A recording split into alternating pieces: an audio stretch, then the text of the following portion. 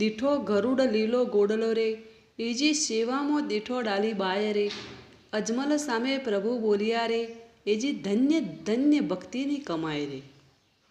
અજમલ જે લીલુડા ઘોડાને ગરુડજીમાં સમાતો જોયો, ડાલીબાઈને સેવામાં દીઠો આ જોતો જય રણછોડ જય રામદેવ પીર એવો જયનાથ તેમને સ્વપ્ન જ મોજ કર્યું. આ જયનાથ સોંભળી નિંદાધીન દાસ દાસીઓ અને સતી મિનલદે એકદમ ઝબકીને જાગી ઉઠ્યો.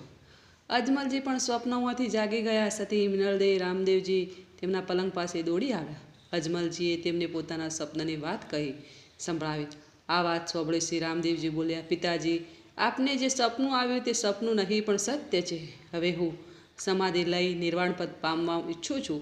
મારો સંકલ્પ અડગ છે અને પિતાજી વિધિનું નિર્માણ પણ એ જ છે. દીધા રે વચનો અમે પાળ્યા રે હો, એજી અવધનો એવો નિર્માણ રે. નેજા રોપાઓ સુધી નોમના રે, એજી પડદે સમાધિ નિર્વાણ રે હો.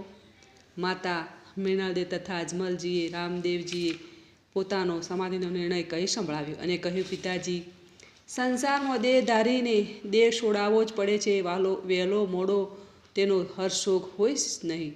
તેમ છતાં હું તમને વચન આપું છું કે તમારી સહાય માટે હું સદાય હાજર રહીશ. તમે કોઈ ઉદાસ ન થશો. શ્રી રામદેવજીનો નિર્ણય સોંપતો સૌ વરજગાત લાગ્યો, પણ તેમના નિર્વાણ પ્રાપ્તિના નિર્ણયમાં અવરોધ ઊભો કરવાનો કોઈએ ઉચિત લાગ્યું નહીં.